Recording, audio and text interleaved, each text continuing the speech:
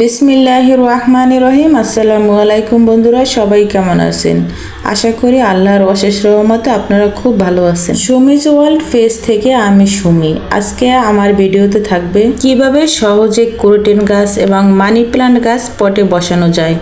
তো চলুন শুরু করা যাক। কালকে নার্সারি থেকে আমি ডামকেনা গাছ, এটা হলো ডামকেনা গাছ আর এটা ক্রোটন গাছ। এটা ক্রোটন গাছ অনেক পাতাবাহার গাছও বলে। এই দুইটা গাছ, এছাড়া এই দুইটা মানি প্লান্ট গাছ আর কিছু লাউ চারা নিয়ে আসছি, আর সাথে এই টপটা নিয়ে আসছি। আসলে আমি মূলত টপের আর লাউ চারার উদ্দেশ্যেই গেছি, কারণ আমার টপটা খুব দরকারি ছিল। আমি ছোট টবে মানি প্লান্ট লাগিয়েছিলাম। আসলে মেয়ে মানুষ তো বাহিরে গেলে বিভিন্ন জিনিস কিনতে ইচ্ছা করে। অবশ্য আমার নিজের জন্য কিছুই কিনতে ইচ্ছা করে না, আমার ঘরের বিভিন্ন জিনিসপত্র মানে কিনতে ইচ্ছে করে। আর গাছ তো মানে কি বলবো, আমি গাছ লাভার। আমি গাছ দেখলে আর না কিনে না আসতে পারি না, কিছু না কিছু আমার আনতেই হবে নার্সারিতে গেলে। তো যাই হোক, আমি পটের নিচে আমি 4টা ছিদ্র করে দিচ্ছি।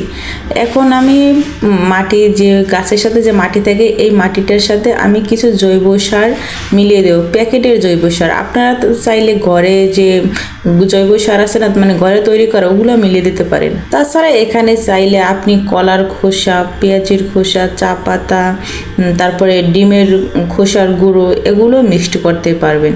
তো আমি প্যাকেটের এই জৈব সারটা মাটির সাথে ভালো করে মিশিয়ে নিছি। এখন আমি অল্প অল্প করে টবের ভিতরে রাখবো। তো আমার মানি প্লান্টগুলো অনেক লম্বা লতানো, এই জন্য সুন্দর করে সেট করার জন্য একটা লাঠি দিয়ে দেবো, লাঠির মতন। তো আমি একটা মোটা লাঠির চারপাশে একটা পাটের বস্তা একটু সুন্দর করে রোল করে পেঁচিয়ে এর উপরে একটু কাপড় দিয়ে বেঁধে দিচ্ছি। তো আমার ওই ছোটো পটে 3টা ছিল, মানে এরকম 3টা গাছ ছিল, ওগুলো আমি ভালো করে ধুয়ে রেখে দিচ্ছি। আর আমি এই ছোটো মানি প্লান্টগুলো ওটার সাথে দিয়ে দেবো। আপনি মাটিটা যখন টবে বসাবেন, মাটিটা একটু চেপে বসাবেন, যাতে মানে ভিতরে কোনো বাতাস না থাকে। তো আমি আগে এই মানি প্লান্টগুলো ভালো করে ধুয়ে মানে এখানে রেখেছি, যাতে পানিটা একেবারে ঝরে যায়। আর এইমাত্র যে গাছটা আমি উঠেছি, ওই গাছটাও ভালো করে ধুয়ে নিছি। তো এখন আমি এক এক করে গাছগুলো টবে বসিয়ে দেব। প্রথমে আমি বড় যে গাছগুলো, মানে লম্বা যে লতানো গাছগুলো, ওই গাছগুলো বসাবো। আর এই গাছগুলো আমি এক এক করে সবগুলো বসিয়ে দিয়ে আমি যে লাঠিটা দিছি এটার চারপাশে একটু পেঁচিয়ে নেব, যাতে সুন্দর হয়, দেখতেও সুন্দর লাগবে আর ওরা সুন্দর করে বেরো উঠতে পারবে। আসলে আমার আগে যে টব ছিল, টবটা ছোট ছিল, তো গাছগুলো ভালো বাড়তে পারে না, এই জন্যই মূলত এই বড় টবটা আনা। আর কি বলবো, আমার গাছপালা লাগাইতে অনেক ভালো লাগে, যদিও তেমন গাছ লাগানোর বা রাখার তেমন জায়গা নাই, তারপরও আমি আমার যতটুকু সম্ভব আমি আমার সাধ্যমতো চেষ্টা করি। আর এরকম মানি প্লান্ট গাছগুলো মানে রাখতে আমার খুব ভালো লাগে। তো এরকম টবের ভিতরে জোপালো হয়, খুব সুন্দর লাগে। যদিও আমার রুমে তো রৌদ্র নাই একদম, এখন একটু এই সিজনে একটু বারান্দায় হালকা রৌদ্র আসে, শীতের সময় তো একদম রোদ নেয়, তেমন মানে গ্রোথ হয় না, খুব গ্রোথ কম হয়। কিন্তু আপনাদের যাদের ব্যালকনিতে বা রুমের জানালার সাইডে রৌদ্র আসে, তারা কিন্তু এটা চাইলে লাগিয়ে বারান্দায় বা জানালার সাইডে রাখতে পারেন, কিন্তু প্রচুর হয়। তো আমি বারবার পেঁচিয়ে রাখতেছি আর পরে যাইতেছে, এই জন্য আমি একটু কাপড় দিয়ে একটু বেঁধে দিলাম। তো আমার সব গাছ লাগানো হয়ে গেছে। এখন আমি ঠিক চারপাশে ঘুরিয়ে পানি দিয়ে দেবো। বেশি পানি দেওয়া যাবে না, মানে একটু মাটিটা যাতে ভেজে এই পরিমাণ পানি দেব। তো আমার পানি দেওয়া হয়ে গেছে, এখন আমি গাছটা সাইডে রেখে দেব। আমি কিন্তু গাছটা ধুইছিলাম, তারপরও আবার দেখেন কী অবস্থা, ময়লা হয়েছে। এখন আপাতত ধোবো না, 2 থেকে 3 দিন এরকম রেখে দেবো, তারপর আবার পাতায় পানি স্প্রে করব, এতেই অটোমেটিক গাছটা পরিষ্কার হয়ে যাবে। এখন আমি এই গাছটা সাইডে রেখে দেবো। এখন আমি ক্রোটন গাছ লাগানোর জন্য মাটি আর জৈব সারটা মিলিয়ে নেব, যেভাবে আমি মানি প্লান্ট গাছ লাগানোর জন্য মিলিয়ে নিয়েছি সেমভাবে।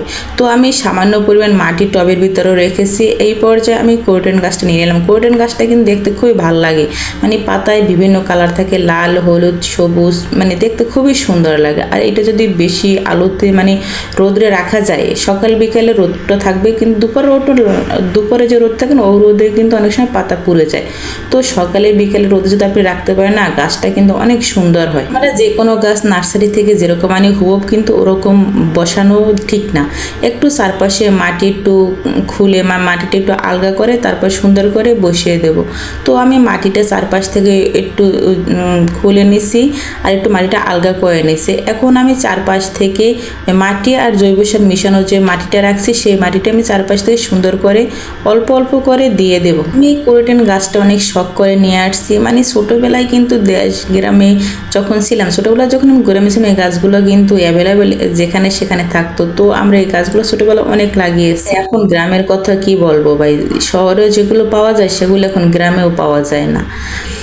আর অবশ্য আমার বারান্দায় তেমন রোদ নেই, সেটা তো আগেই বললাম। তারপরও দেখি গাছটা হয় কি না, যত্ন করবো। আর আমি সব জিনিসই অতিরিক্ত যত্ন করি, মাঝে মাঝে বলি হয়তো অতিরিক্ত যত্নে যেমন সন্তান নষ্ট হয়ে যায়, তেমনি হয়তো আমার গাছগুলো এরকমের নষ্ট হয়ে যায়, মানে ভালো বাড়ে না। গাছ লাগানো হয়ে গেছে, এখন আমি পানি দিয়ে গাছটা সাইডে রেখে দিচ্ছি। এরপর পরের দিন বিকালবেলার এই ভিডিওটা, মানে ভিডিও ক্লিপটা, তখন পরের দিন বিকেলে আমি গাছটা খুব সেট করে মানে ঠান্ডা ছায়াযুক্ত জায়গায় রেখে দিচ্ছি। 4 থেকে 5 দিন ছায়াযুক্ত জায়গায় রাখবো। তারপর আপনি চাইলে আপনি রোদরে বা আপনি যেখানে রাখবেন সেখানে রেখে দিতে পারেন। আমি আপাতত আমার ব্যালকনিতে রাখছি। তো বন্ধুরা, আজকের ব্লগটা এই পর্যন্ত। এই ব্লগটা কেমন হয়েছে অবশ্যই কমেন্টে জানাবেন, আর ভালো লাগলে লাইক, কমেন্ট আর সাবস্ক্রাইব করে পাশে থাকবেন। সবাই ভালো থাকবেন, সুস্থ থাকবেন। আল্লাহ হাফেজ, আসসালামু আলাইকুম, টাটা।